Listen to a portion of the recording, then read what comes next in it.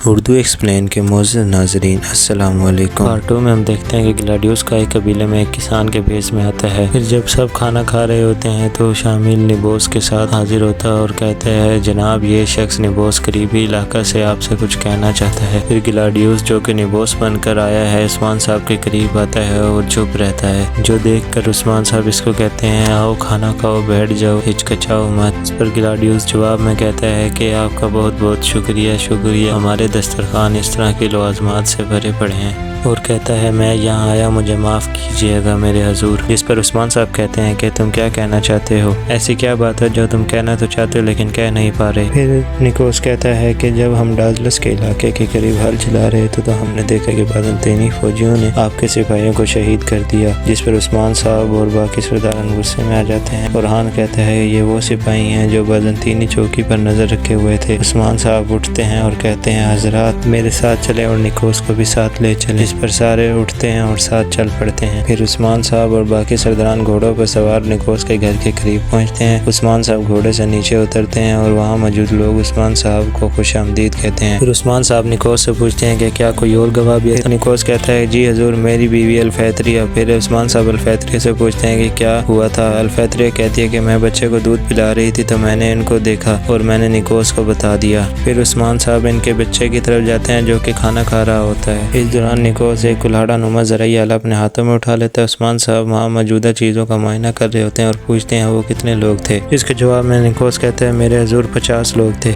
इसके बाद उस्मान साहब निकोस के पास आते हैं और इसके हाथ में मौजूद कुल्हाड़ा नुमा आला लेते हैं और कहते हैं, क्या ये काफ़ी पुराना नहीं है? जिसके जवाब में निकोस कहता है, जी हजूर बिल्कुल, ये मेरे बाबा का है, अल्लाह इन्हें जन्नत में जगह अता फरमाए। इस पर उस्मान साहब कहते हैं, आमीन, और कहते हैं कि कबीले और अपने ज़राई आले की तजदीद करो। फिर उस्मान साहब अपने सिपाहियों को कहते हैं, चलें अपने शहीदों को ले चले, और निकोस को कहते हैं कि मोहतात रहना, भी मौजूद हो सकते हैं। उस्मान साहब घोड़े पर सवार होते हैं और निकल पड़ते हैं। इसके जाने के बाद ग्लाडियोस का आदमी कहता है, उस्मान ने चारा निकल लिया है, काश हम इन्हें इधर ही खत्म कर देते। तो ग्लाडियोस कहता है, रुक जाओ, ये अभी शुरुआत है, ये जगह खूनी सैलाब में बदल जाएगी। अब उस्मान अपने सिपाहियों को जमा करेगा और चौकी पर छापा मारेगा और मैं वहाँ इनके लिए खूबसूरत इस्तकबाल तैयार करूँगा।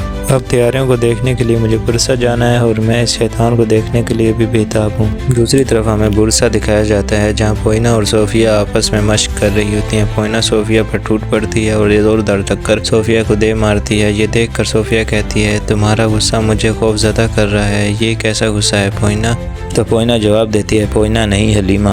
ये सुनते ही सोफिया चौंक जाती है, क्या बकवास है ये? और ये ऐसा कहते ही वो टूट पड़ती है। दोनों एक दूसरे पर वार करती हैं। पोइना निहायत महारत से सोफिया के सीने में तलवार घोंप देती है। इस तरह सोफिया अपने अंजाम के करीब पहुंच जाती है और कहती है, पोइना, और दर्द से जमीन पर गिर जाती है। लेकिन अफसोस, ये सिर्फ पोइना का ख्याल था। अब सोफिया पोइना पर हमला करती है और थोड़ी देर पोइना और सोफिया के दरमियान में लड़ाई जारी रहती है। और जब पोइना सोफिया के सीने में असल में तलवार घोंपने लगती है तो सोफिया तलवार को पकड़ लेती है और कहती है, ये किस लिए? तुम क्या छुपा रही हो पोइना? तो पोइना कहती है, कुछ नहीं, मैं सिर्फ इंतकाम लेने के लिए बेताब हूँ। फिर सोफिया इसकी तलवार छोड़ देती है।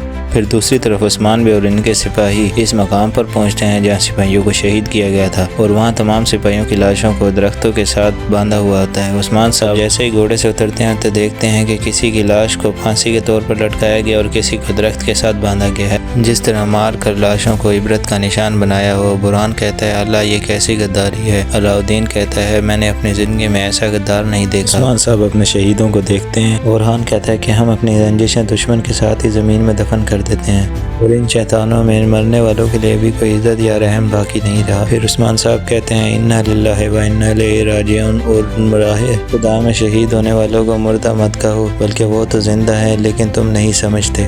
और फिर कहते हैं कि मैं अपने शहीदों के खून के एक एक कतरे के बदले इनके खून की नदियाँ बहाऊंगा। जरगुताई कहते हैं, चलें हजूर, इनकी चौकियों पर हमला करते हैं। लेकिन उस्मान साहब कहते हैं, हम एहतियात बरते बगैर कुछ नहीं करेंगे। दूसरी तरफ से आई खुद भागता हुआ आता है और कहता है, उस्मान साहब, हमें जंगल में लकड़ियाँ काटने वालों की तरफ से एक अहम मालूमात मिली है। पैनुमास कहता है कि चौकी के फौजियों ने आने वाले तुर्क दस्ते के लिए रास्ते में जाल बिछाया है। फिर उस्मान साहब सिपाहियों को कहते हैं, जाओ शहीदों को कबीले ले जाओ। सिपाही कहते हैं, जो हुक्म। और उस्मान साहब कहते हैं, चलो हम जा रहे हैं। दूसरी तरफ दिखाया जाता है कि ग्लाडियोस अपने असली रूप यानी कमांडर के रूप में बुरसा में दरवाजे से दाखिल होता है जहाँ सोफिया मौजूद होती है। जैसे ही ग्लाडियोस अपने घोड़े से नीचे उतर के आगे आता है तो सोफिया अपना खंजर इसकी गर्दन पर रख कर पूछती है, तुम यहाँ क्यों आए हो? जिस पर ग्लैडियोस कहता है कि तुम ये क्यों पूछ रही हो, मैं तुम्हें याद करने के अलावा क्या करूं। जिस पर सोफिया गुस्से में आती है और अपने खंजर को मजीद इसकी गर्दन पर दबा देती है और कहती है मैंने पूछा तुम यहाँ क्या कर रहे हो। फिर ग्लैडियोस इसका हाथ पकड़कर हाथ का बोसा लेता है, लेकिन सोफिया अपना हाथ पीछे हटा लेती है। फिर ग्लैडियोस अपने सिपाही से एक पैगाम लेता है और इसे सोफिया को देता है। सोफिया इसे खोल कर देखती है तो पैगाम में शहंशाह का हुक्म और शहंशाह की मोहर लगी होती है। तो सोफिया गुस्से में कहती है लानत हो, क्या शहंशाह ने तुम्हें मदद के लिए भेजा है। तो ग्लैडियोस कहता है कि हाँ बिल्कुल, शहंशाह को मुझसे बेहतर और कोई मिला ही नहीं, और फिर मैंने सोचा कि मुझे उस्मान का सिर लेने से ज़्यादा खुशी और क्या चीज़ दे सकती है, और बाकी मैं तुम्हें भी देख लूँगा। इसलिए मैंने इस वजीफ़े के लिए रज़ाकाराना खिदमत अंजाम दी हैं और अब मैं बुर्स और तुम्हारी हिफाजत के लिए यहाँ मौजूद हूँ। इस पर सोफिया गुस्से में दिखाई देती है। दूसरी तरफ बाज़ंतीनी फौजियों ने तुर्क दस्ते पर हमला किया होता है, जिसमें एक तुर्क सरदार हसन बे बाज़ंतीनी सिपाहियों को गाजर मूलियों की तरह काट रहा होता है और कहता है गद्दारों काफी। एक बाज़ंतीनी सिपाही पीछे से हसन साहब पर हमला करता है। जब वो बिल्कुल करीब होता है तो ऐन वक्त पर उस्मान साहब पहुंचते हैं और एक तीर उसकी कमर में दे मारते हैं और इस तरह उसका हमला नाकाम हो जाता है। ये देखकर हसन खुश नजर आता है। फिर कई सिपाही अपनी तलवारें निकालते हैं और दुश्मन पर टूट पड़ते हैं। हम यहाँ खोजा बे को भी देखते हैं जो निहायत महारत से काफिरों को जहन्नम हासिल कर रहे होते हैं और लड़ते लड़ते पुरजोश अंदाज में कहते हैं काफिरों क्या तुम खाने की जगह जंग खाते हो। फिर खोजा भी हसन सरदार से मुखातिब होकर कहते हैं ओ मेरे बहादुर मेरे भाई, तुमने मुझे ढूंढ ही लिया। तो हसन साहब इसके जवाब में कहते हैं जी बिल्कुल, मेरी पीठ को एक टेक के लिए एक बड़े पहाड़ की ज़रूरत थी तो मैं इसकी तलाश में निकल पड़ा। ये सुनकर खोजा भी बहुत खुश नज़र आते हैं। इसके बाद वो फिर लड़ाई में शामिल होते हैं और काफिरों को जहन्नम हासिल कर रहे होते हैं और हान और अलाउद्दीन भी निहायत महारत से काफिरों को ज़िबा कर रहे होते हैं। लड़ाई के दौरान खोजा साहब हसन को कहते हैं कि तुम कहते हो कि पहाड़ के साथ खड़ा है तो आओ देखते हैं। फिर वो गले मिलते हैं और खोजा साहब उस्मान बेग की तरफ इशारा करते हुए कहते हैं ये सरहदों के हाकिम उस्मान साहब। तो हसन बेखुश होकर कहते हैं अच्छा, तो सरहदों के हाकिम उस्मान साहब ने मेरी जान बचाई, अल्लाह आपको सलामत रखे। जिस पर उस्मान साहब जवाब देते हैं क्या अगोस्त से अगोस्त तक का हाथ मज़हब का नहीं समझा जा सकता, और कहते हैं कि खोजा साहब ने मुझे तुम्हारे बारे में और तुम्हारी नीयत के बारे में बताया है। तो इसके जवाब में हसन साहब कहते हैं कि हमारी नीयत वाज़ेह है, हम आपके साथ मिलना चाहते हैं और मुत्तहिद होना चाहते हैं, लेकिन इससे पहले मुझे एक अहम मालूमात आपको देनी है।